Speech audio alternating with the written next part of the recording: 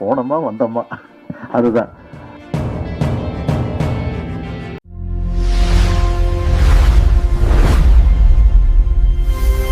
பகுத்தறி பகலவன் தந்தை பெரியார் அவர்கள் தான். என்ன எனக்கு ஃபோன் பண்ணது வந்து தந்தை பெரியார் திராவிடர் கழக தலைவர் கோவை ராமகிருஷ்ணன் தான் ஃபோன் பண்ணார்.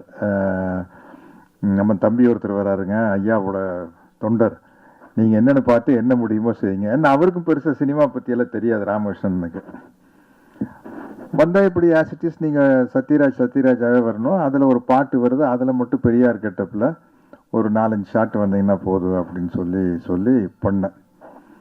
எனக்கு வந்து ஒரு படம் நடிக்கல எப்படி வரும் அப்படிங்கிறது தெரியாது. கேரக்டர் ரோல் பண்ண ஆரம்பிச்சதுக்கப்புறம் கதாநாயகன் நடிக்கலையாவது முழு கதையை சொல்லுவாங்க.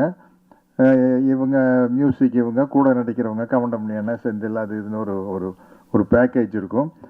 இப்போ கேரக்டர் ரோல் பண்ணிக்கிட்டு இருக்கீங்கள ஒரு 20 வருஷமாக வந்து நம்ம கேரக்டர் தப்புலாம் இருந்தால் போய் நடிச்சுட்டு வந்துடுறது, அவ்வளோதான். நானும் கூட அதுக்கு ஒரு பஞ்சு டயலாக் வச்சுருக்கேன். வால்டர் வெற்றிவேல் அமெரிப்படை காலத்தில் சினிமா என் கையில் இருந்தது, இப்போ நான் சினிமா கையில் இருக்கேன். அதனால வந்து போனோமா வந்தோமா, அதுதான். அப்புறம் நான் நடிக்காத படத்தினுடைய இசை வெளியீட்டு விழா ப்ரமோஷனுக்கெல்லாம் நான் போகிறதில்ல. இப்போ சேரன் சார்னா போய் ஆனா என்ன, எழுத்தாளர் சங்க தலைவர், இயக்குனர் சங்க தலைவர், தயாரிப்பாளர் சங்க தலைவர்னா போயிடணும். நான் ஏன் போகிறதில்லன்னா, பிரச்சனை என்னென்னா மாதம் ஒரு படம் வருது. அது நான் போன மாதம் வந்து சாருகேசி, இந்த மாதம் ஜிடி நாயுடு, அடுத்த மாதம் மண்டாடி வருது. இப்போ நம்ம நடித்த படத்தை பற்றி நம்மளுக்கு சின்ன விமர்சனம் மனசுக்குள்ளே இருந்தாலும் கூட அது மேடையில் சொல்கிறது நாகரிகம் இல்லை. அந்த படத்தை பற்றி புகழ்ந்துதான் பேசியானும். என்கிட்ட இருக்கிற மிஸ்டேக், ஒரு 2 பால் ஓவராகவே போடுவேன், எக்ஸ்ட்ராவாக 2 பால் போடுவேன்.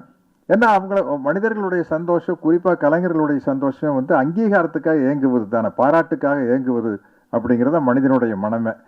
அதனால் அதை நம்ம ஃபுல்ஃபில் பண்ணிட்டு போவோமே. நான் மணிவண்ணன் சார்லாம் சும்மா தமாஷா சிரித்து பேசினேன். தலைவரை, ஐஸ் வைக்கிறதுனா சின்ன கியூபெல்லாம் வைக்கக்கூடாது தலைவரை, அது வலிக்கிட்டு வந்துடும். பெரிய பாரை தூக்கி போட்டு அடிச்சிடணும்.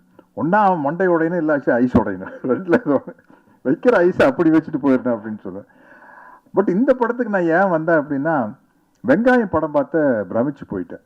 ஏன்னா நான் போய் ஒரு நாள் நடிச்சுட்டு வந்தேன், 2 நாள் நடிச்சுட்டு வந்தேன்.